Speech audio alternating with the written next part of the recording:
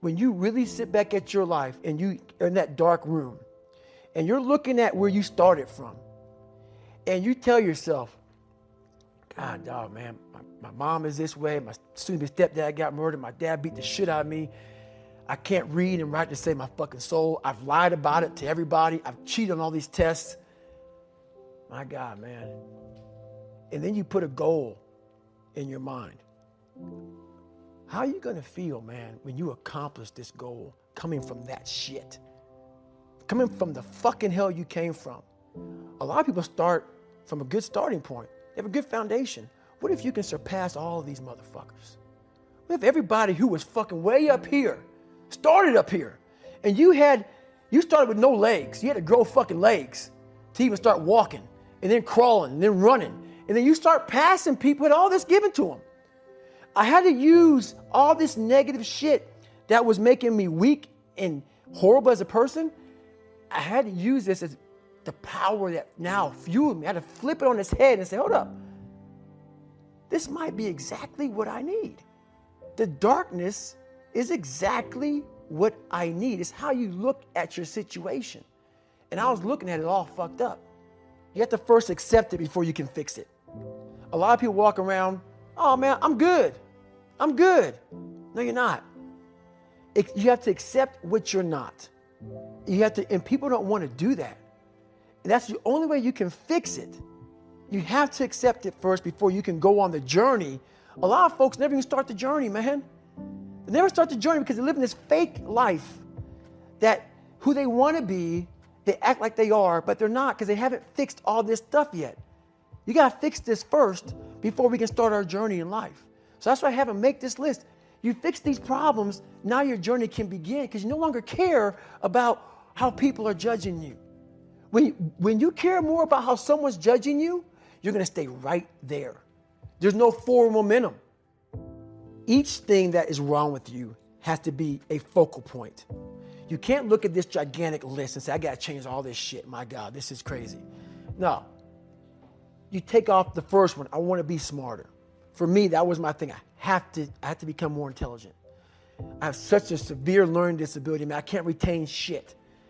I had to now get that one thing and then strategize in that one problem. How can I do this? I'm not going to learn like you. I'm not going to learn like anybody else. How am I going to figure this out? So I then figured out, okay, where are my strengths here? Where are my weaknesses in learning?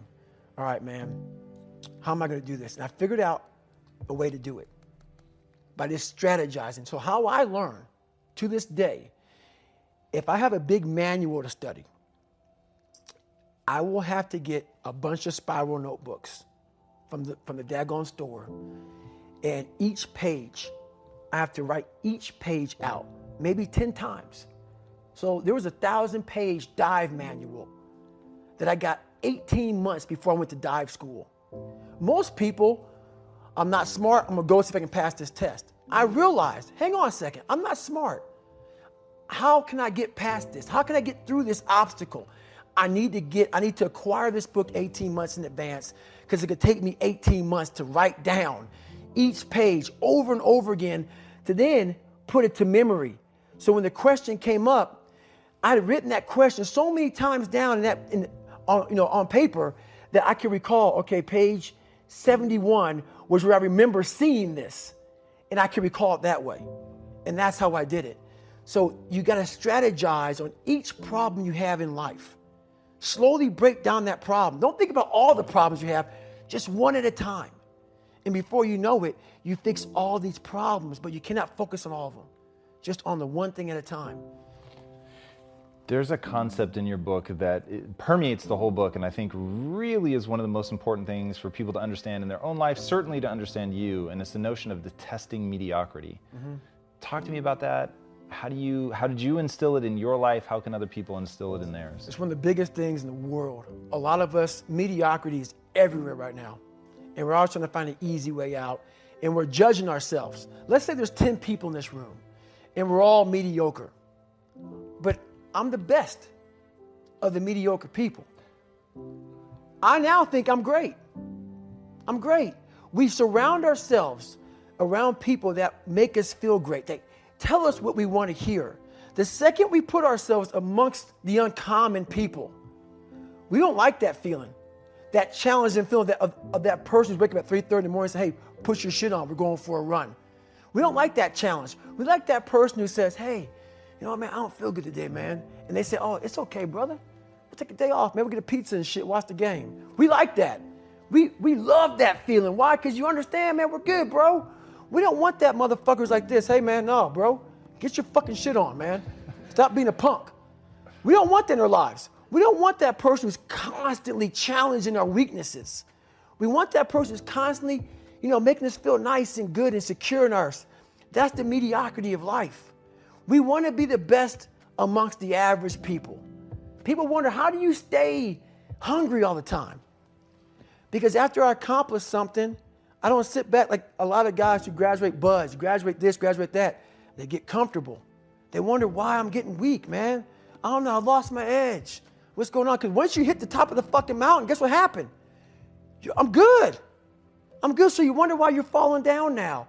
Because once you reach the top of the mountain, you got to build a fucking another one. That's mediocrity. There's a lot of people in mediocrity who have a nice resume, but they're one-timers, man. They hit a one-time deal. They busted it open, got a lot of money, but they're good. You're mediocre now, man. What are you fucking doing today, tomorrow, the next fucking day? That's why I don't listen to theorists. I don't listen to all that bullshit.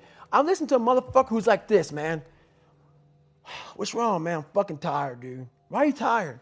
Because tomorrow, I got to do the fucking shit again, man. Whatever the shit is that made me fucking nauseous and sick to my stomach, it made me hurt. There's no ending. And that's the person I listen to. That's the person who's gained knowledge. You gain knowledge through suffering. And on the other end of suffering is a world that very few have ever seen. It's a beautiful world because that's where you find yourself. You don't find yourself in over here. You find yourself on the other end. Like the 100-mile race I was on, I ran it for 24 hours. I found myself on the other end of that fucking race. That 19 hours, I found, wow, there's a whole nother fucking world out here that I've never even saw. But the world's in your mind. And that's what all that mediocrity is about. Mediocrity is contagious. I'm a very philosophical person. And I'm going to go there with you real quick. I believe in a higher power. Don't know the name, don't know where it's coming from, don't know anything like that. But I believe that this power, and visualize with me real quick. Let's say it's a man up there or a woman, whatever, and they have a chart. And when you're born, they say David Goggins, born February 17th, 1975 at 6 a.m. They write the chart down because they can see everything. They know exactly what you're fucking supposed to be. They know what you're supposed to be. You die, you go to so-called heaven. You arrive at heaven, I'm 300 pounds. I retired as an Ecolab guy, which is okay. It's just a job, whatever. I go up there and God looks at me and he shows me my chart. And my chart on there says you were supposed to be a Navy SEAL. You're supposed to weigh 185 pounds. You're supposed to be one of the smartest people on the planet, this, all this. You see this. And now you're in heaven, you made it to heaven, but you're like, God, Doug, I was supposed to live that life. I was supposed to live that life. And then you find out that the reason why, because we all think that if we pray on it, if we do this, if we do that, whatever, if we don't work, we just, whatever, it's going to magically happen for us. No, I believe that when I'm all said and done with, my whole job is to outwork the chart. Whatever the fucking chart says about me, the all-knowing power up there, I want to get up there and say, him look at me and say, I know everything. I didn't fucking see this. I didn't fucking see this. I want to feel that. I want to get to the other end of this fucking world, and however I'm being judged, whoever's judging me, to look at me and say, I did not fucking know. I had you at 185, I had you at this, but all this other shit, I was riding as you were living it. I want to find more. All I can. And in that fucking sack of shit, you have to dive in that to find more. Because if you're not willing to go in there and face yourself, I can find anything. You can live right here on surface, man, right here on surface. So if there is an ending to this world and there is somewhere to go and there's a judgment, you're going to get there and you might see a chart. And that chart may tell you who the fuck you should have been. And now you get the rest of your life to think about that.